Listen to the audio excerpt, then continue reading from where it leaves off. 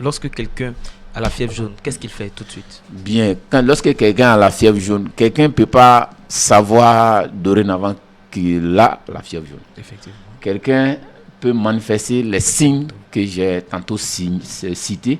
Et quand on a ces signes-là, ce qui est recommandé, il faut se rendre dans un établissement sanitaire pour une prise en charge. Alors vous avez dit que lorsque quelqu'un, on peut transporter la maladie d'un point A vers un point B, voilà, par la piqûre de moustique et tout ça. Oui. Donc je suppose que si un individu a la maladie et que le même moustique l'a piqué, et que le même moustique va piquer un individu B, et le moustique a transmis la maladie comme ça. Bien, la transmission c'est comme ça, effectivement, comme tu l'as présenté. Le moustique, il va piquer un porteur du virus qui fera certainement la maladie, et c'est à partir de cette personne-là qu'il va avoir propagation. Mais qu'est-ce qui se passe lors de cette piqûre? Parce que c'est ce qui est important, c'est comment est-ce que le moustique arrive à prendre le virus et transmettre. Le moustique, dans sa physionomie, sa biologie, le moustique a besoin de deux éléments essentiels pour vivre. Ce sont quoi? C'est l'eau, j'ai parlé des gîtes là avec tantôt, et puis le sang.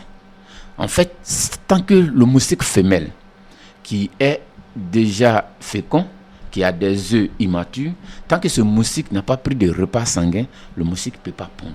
Donc c'est un élément vital. Et c'est à la recherche de cet élément vital-là. Ce n'est pas parce que le moustique veut transmettre une maladie, non. Le moustique a besoin de sang pour sa survie, pour assurer sa, comment on appelle ça, descendance. Donc c'est à la prise de sang, de ce repas sanguin, qu'il va avoir récupération, j'allais dire en un mot, du virus, et puis un autre repas, le moustique pourra transmettre. Et comment est-ce que le moustique va pouvoir transmettre au prochain repas? C'est que lors de la prise de sang, le moustique injecte d'abord sa salive, ce qui est une salive anesthésiante. C'est-à-dire que c'est ce qui va permettre au moustique de prendre tranquillement son repas sanguin tant que nous ne le sachons. C'est-à-dire que la zone de piqûre là est sans douleur. C'est cette salive-là, la migration de cette salive qui va entraîner les agents pathogènes. Dans notre cas, il s'agit d'un virus. Et c'est comme ça qu'on va contaminer les uns et les autres. Un élément important dans cette transmission, pas comme dans le cadre du paludisme, au niveau de ces gens de moustiques, le genre Aedes, c'est qu'on a un autre élément qu'on appelle la transmission transovarienne. À partir du moment où le moustique femelle est infecté, ce moustique femelle transmet le virus à toute sa descendance. C'est-à-dire que les nouveaux moustiques qui vont naître, dès qu'ils naissent, ils n'ont plus besoin d'un premier repas contaminant pour pouvoir assurer la transmission. Dès qu'ils naissent, ils sont déjà vecteurs pleins. Ils vont assurer la transmission. Ce n'est pas comme dans le cadre du paludisme où le moustique doit obligatoirement prendre 2 repas sanguins.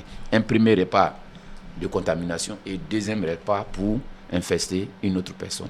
Donc il y a la notion de transmission transovarienne qui est très importante ici. C'est ce qui fait que quand on a un cas de ces maladies-là, comme nous sommes dans une zone en démo épidémique maintenant, on tient compte d'un certain nombre de facteurs. Sinon, à l'époque, un seul cas de fièvre jaune, on déclare l'épidémie.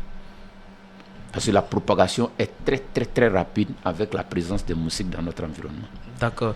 Alors, est-ce que, parce que lorsque quelqu'un est infecté, ça veut dire que la personne aussi peut, par lui, peut déjà infecter quelqu'un d'autre. C'est-à-dire que le moustique par lui peut... Oui, seulement par le biais du moustique. Effectivement. Voilà. Mais est-ce qu'il faut extirper ces personnes-là de nos environnements? C'est-à-dire qu'on se dit que lui, là, il les mettre en quarantaine. Non, pas qu'il faut les mettre en quarantaine. Quand c'est comme ça, une fois c'est détecté, là, comme je l'ai dit, ces personnes-là, il n'y a pas de traitement spécifique pour ces maladies-là. La fièvre jaune notamment, pas de traitement spécifique, mais il y a des traitements symptomatiques. C'est-à-dire qu'on va agir sur les différents signes là, pour pouvoir permettre à la personne de mieux reprendre. Et cette personne-là doit obligatoirement dormir sous moustiquaire imprégné. Cette personne doit appliquer toutes les mesures possibles pour éviter de se faire piquer par les moustiques. D'accord. Ça va aller à dormir sur les moustiquaires imprégnés.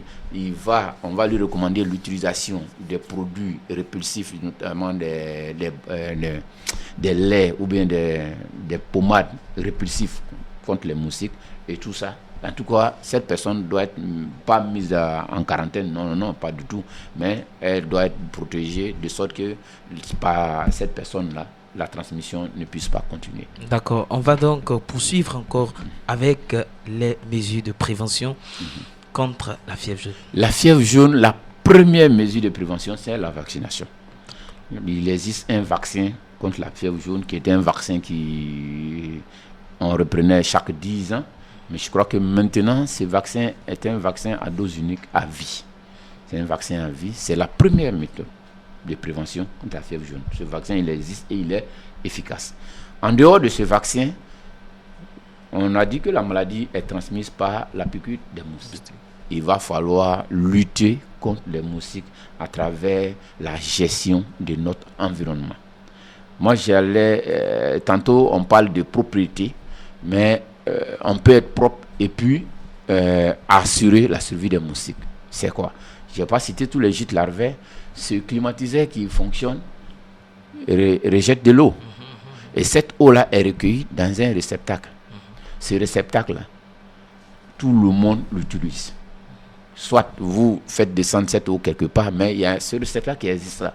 Vous êtes bien propre, il y a l'hygiène chez vous, mais si vous ne faites pas attention à ces réceptacles-là, c'est celui qui va assurer le développement des moustiques dans votre maison. Est-ce que vous êtes sale? Moi, j'allais dire non. Ça, il y en a. Et on a aujourd'hui les ruptures de distribution de l'eau des seaux de scie. Chacun de nous a sa manière de conserver de l'eau pour pouvoir prévenir cet événement-là. C'est ça va être souvent dans des barriques, ou bien même dans des bidons, dans des seaux, ainsi de suite. Ces récipients, quand ils ne sont pas fermés hermétiquement, vont être des gîtes larvaires pour les moustiques. Donc c'est une gestion environnementale et surtout la connaissance de ces gîtes larvaires-là qui est primordiale pour pouvoir lutter contre la fièvre jaune. C'est vrai que le vaccin existe, il est efficace, mais tu peux faire le vaccin et puis le vaccin ne prenne pas. Parce que c'est un vaccin, il faut que la population le sache, c'est un vaccin très photosensible. Photosensible, c'est quoi? C'est-à-dire que quand il a sorti, il faut vacciner immédiatement. La lumière détruit ce vaccin-là, c'est un vaccin vivant.